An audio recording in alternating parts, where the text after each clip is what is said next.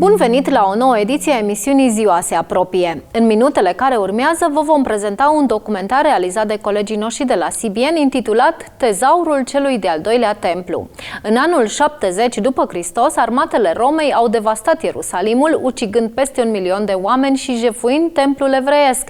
În plus, romanii au jefuit comorile templului, inclusiv menora de aur, și le-au dus la Roma. În următorii 600 de ani, istoricii au urmărit călătoria comorii de la Roma prin lumea antică. După aceea, urma ei se pierde. Deci, unde se află comoara astăzi? Filmat în 4 țări, acest documentar urmărește traseul istoric al comorii templului evreiesc din Orientul Mijlociu până în Europa și înapoi. Pe drum îl vom cunoaște pe unul dintre cei mai renumiți arheologi din Ierusalim, care dezvăluie unde crede el că este ascunsă astăzi comoara și de ce nu va putea fi dezgropată niciodată. Vizionare plăcută!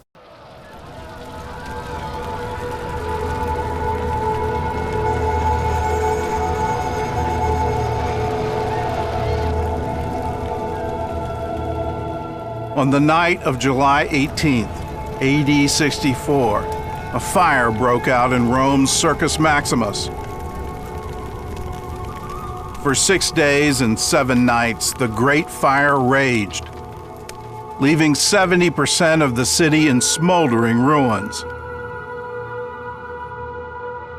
The historian Tacitus records that the Roman Emperor Nero was out of the city when the fire started.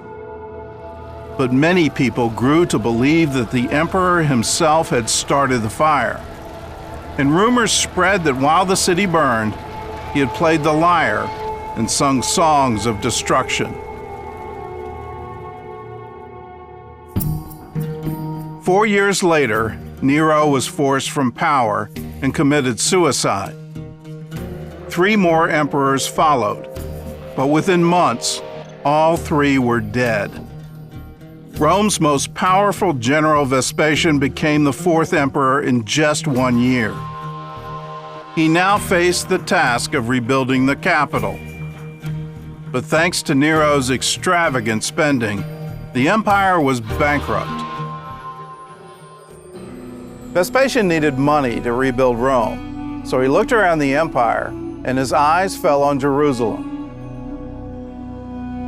3 years earlier, Nero had sent Vespasian to the deserts of Judea to stamp out the Jewish revolt against the heavy Roman taxes.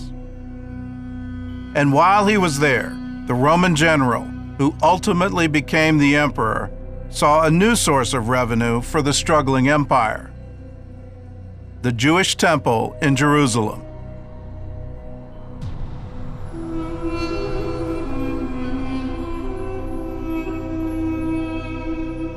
The temple was a very rich institution, the Jewish temple. Why? It was actually the treasury of the state. It was responsible for building aqueducts, bridges, roads, and everything.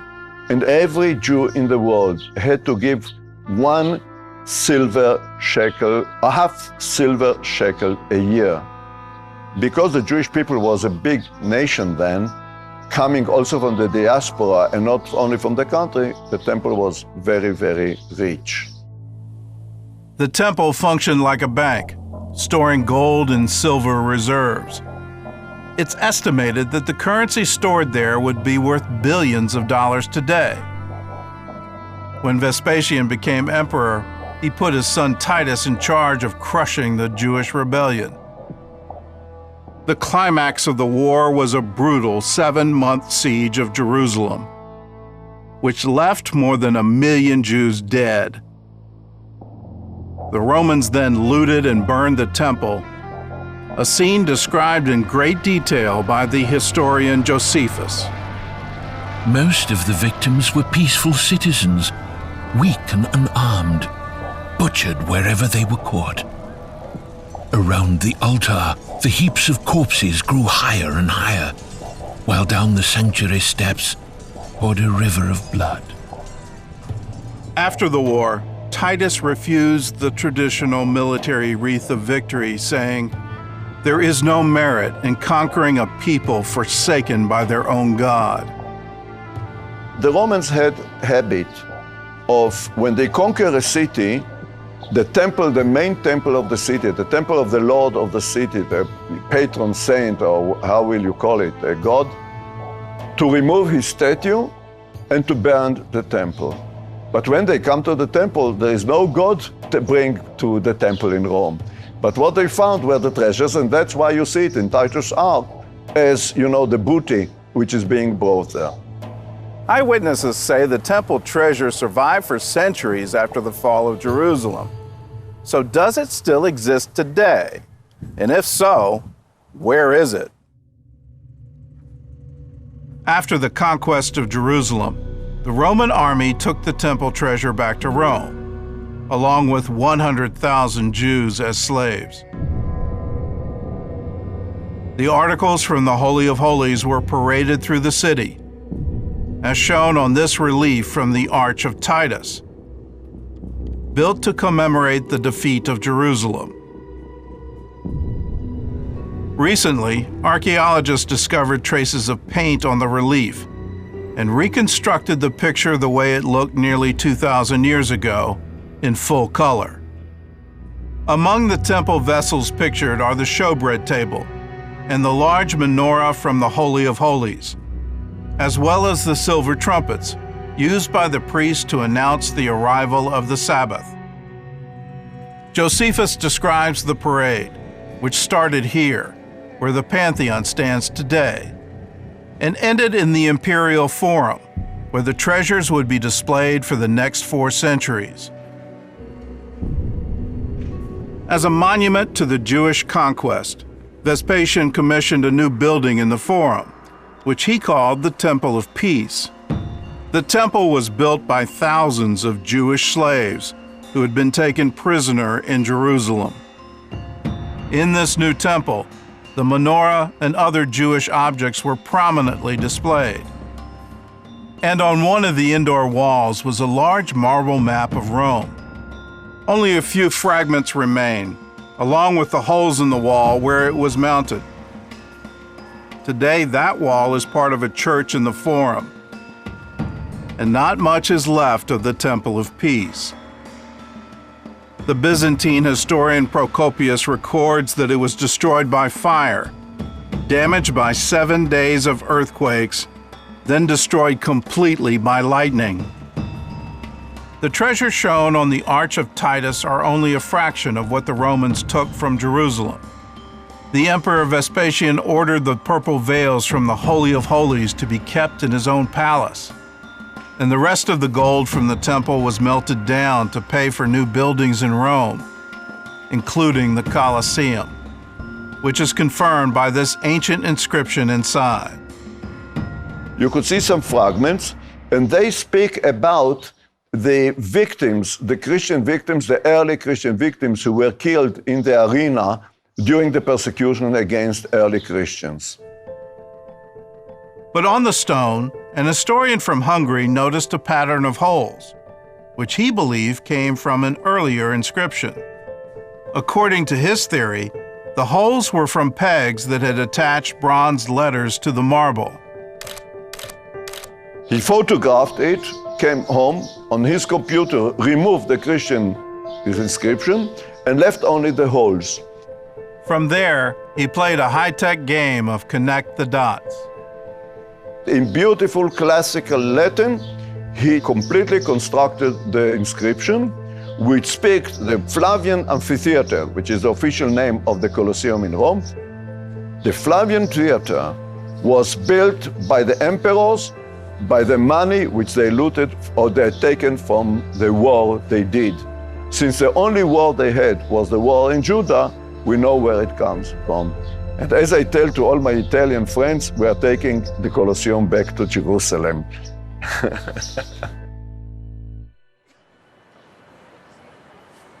The Jewish treasures remained in Rome's Temple of Peace until 455, when the Vandals invaded Rome and emptied its treasury. They will come from their capital, which was Carthage. They come to Rome and they start to loot the city, to take all the marbles, all the treasures, whatever they could. Hence the name vandalism when we want to speak about a destruction. I don't know if they really knew what they were from the spiritual point of view. With Rome in ruins, the Vandals sailed home to Carthage in North Africa, and historians say they took the Jewish treasure with them. Procopius writes that the leader of the Vandals placed an exceedingly great amount of gold and other imperial treasure in his ships and sailed to Carthage, and among these were the treasures of the Jews. A Byzantine monk named Theophanes also mentions the Jewish treasure.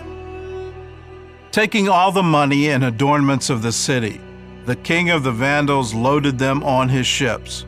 Among them, the Jewish vessels which Vespasian's son Titus had brought to Rome after the capture of Jerusalem. The temple treasure remained in Carthage for the next 80 years. Then in 535, the Byzantine Emperor Justinian conquered the city. Like the Romans and the Vandals, the Byzantines also brought the temple treasures back to their capital, Constantinople. Procopius records that they were paraded through the city's hippodrome, and specifically mentions the candelabra, or menorah, from the temple. Justinian thought of himself as the new King Solomon, so in his mind it was only fitting to keep the Jewish temple treasure in Constantinople, until he received an ominous warning from a stranger. Procopius records the story of a Jewish man who approached Justinian's advisors and told them to give the treasure back to the Jews. Look, this is a bad omen, because wherever those treasures were, the city was destroyed. Jerusalem was destroyed, Carthage was destroyed, and if you bring it now to Constantinople, the city is doomed. Procopius writes that Justinian was frightened and quickly sent the temple treasures to the sanctuaries of the Christians in Jerusalem, then under Byzantine control. So where exactly were those sanctuaries? At the time, there were only two possibilities. One was the Holy Sepulchre Church, which marked the site of Jesus' crucifixion and resurrection. Built by the Roman Emperor Constantine in the 4th century, it was the most famous church in Jerusalem.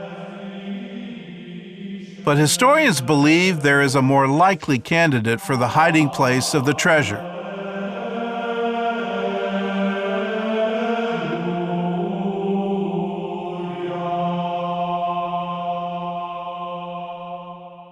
Behind me are the ruins of the largest church ever built in the Holy Land, and most people today have never even heard of it.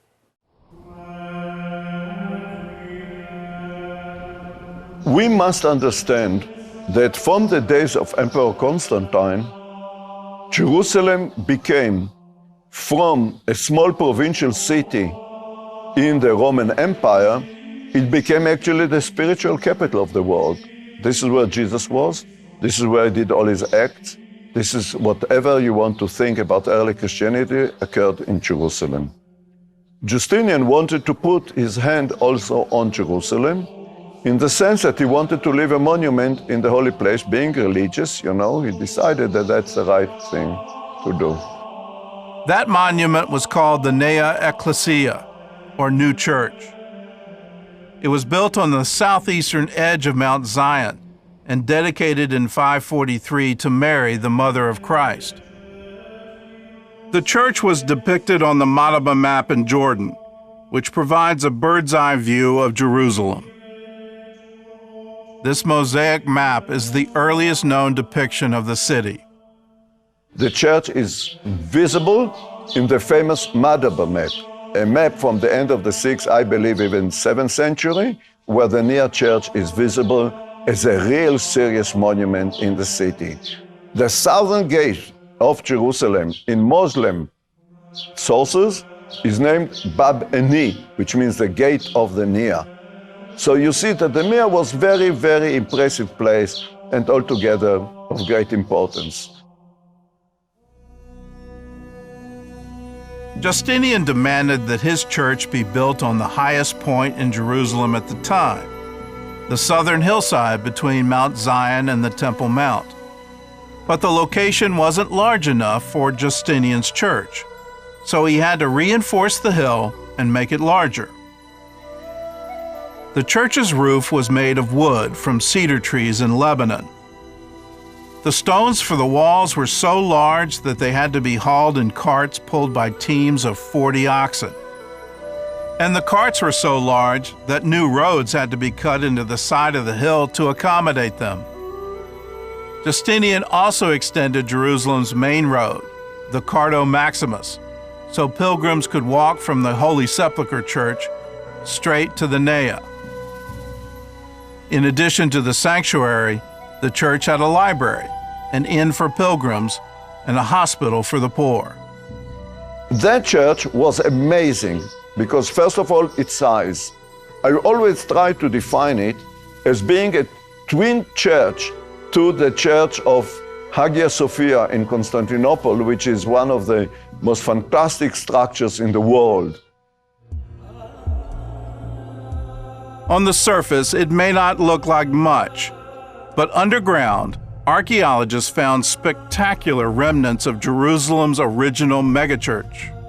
And this is where many historians believe Justinian brought the treasures from the Jewish temple. When he speaks about a church in Jerusalem, it must be the Nea, where it is a kind of a dedication, consecration present to the church which is as built. When Procopius describes the construction of the church, he describes the size of the stones which made it, and so on. It must have been really a very, very big church. Procopius was the last person to mention the temple treasure after it was moved back to Jerusalem. Historians are silent about what happened to it next. Some say that's because the treasure is still here. The Nea was the largest church ever built in Jerusalem, but it only stood for less than a century. In 614, the Persians invaded Jerusalem, burned the city's churches, and massacred hundreds of Christians hiding inside the Nea church. The Nea church is described in two very important documents. One document describes a massacre of all the clergymen in the church by the Persian in 614, just before the Muslim conquest, and then we've got another story. The next document describes the Muslim conquest of Jerusalem more than 2 decades later. Two things are described there. One, the Muslims, when they conquered Jerusalem, they removed or destroyed the golden cross which was on top of the dome of the Church of the Holy Sepulchre, and the other thing was destroying the Nea church. And then I ask myself, why the Nea church? They could have used it. It had all those almshouses, hospitals, structures which they could use. No, they destroyed it. And they destroyed this one and no other, not because of Muslim zeal, but because I think they looked for the treasures. They knew they are there.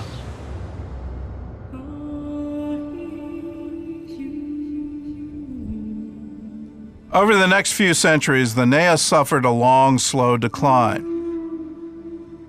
When the Muslims conquered Jerusalem, they launched a massive building program. Among their new buildings were the Dome of the Rock, the Al-Aqsa Mosque, and a series of palaces around the southern steps of the Temple Mount. The ruined church provided a ready supply of large stones, and since it was conveniently close to the Temple Mount, the Nea church became a quarry for the new palaces, which explains why so little remains of the church today. What's left is scattered throughout Jerusalem's old city, like this column in the Jewish quarter, the remains of the apse next to a yeshiva, these pillars on the southern steps of the Temple Mount, and this nearby door lintel, now part of a wall. The lintel's design once showed a cross with a Greek Alpha and Omega, used to symbolize Christ and long ago chiseled away by the Muslims.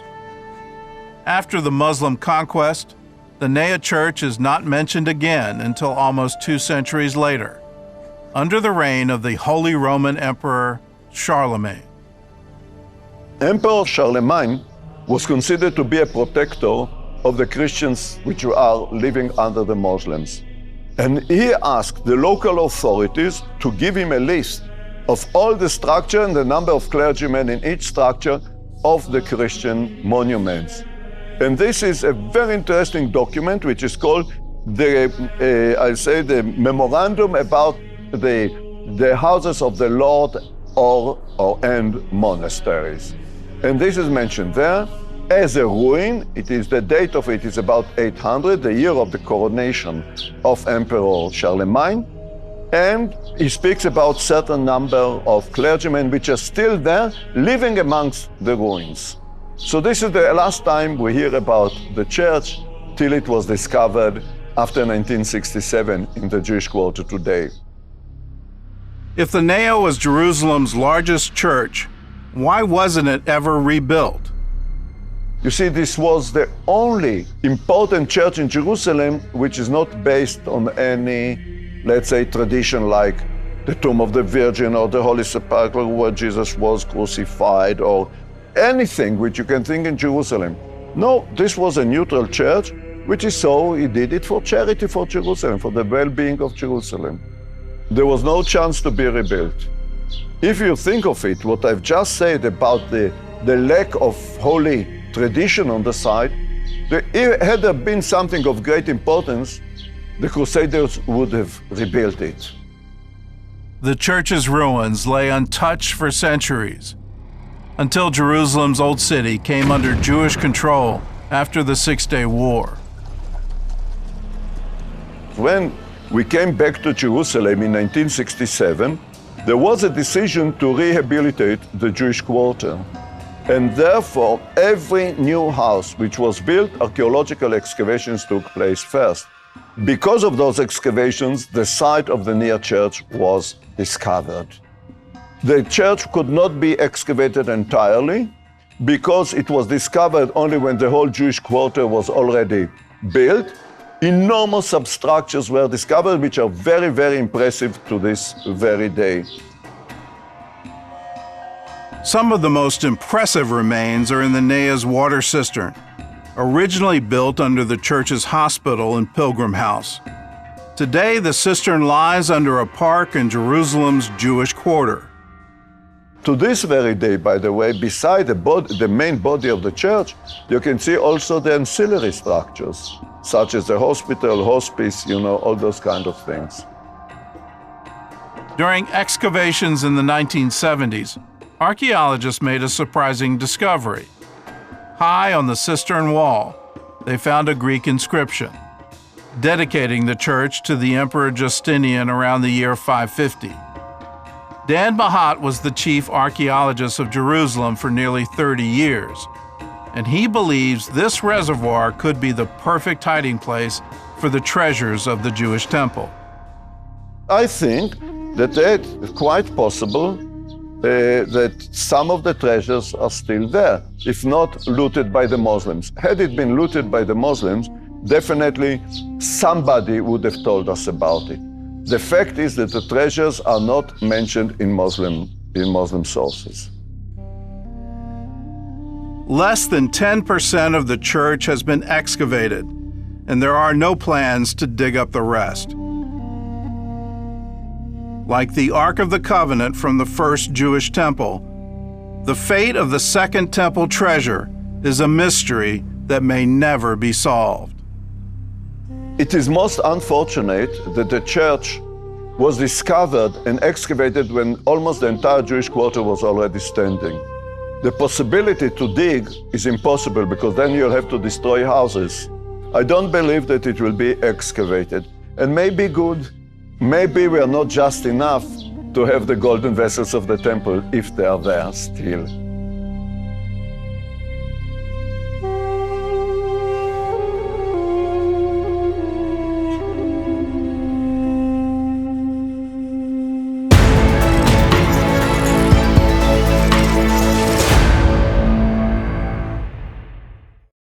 Emisiunea Ziua se apropie, se încheie aici. Vă mulțumim pentru atenție și vă dăm o nouă întâlnire săptămâna viitoare la aceeași oră. Sunt Codruța Burghelea, vă spun la revedere și Dumnezeu să vă binecuvânteze!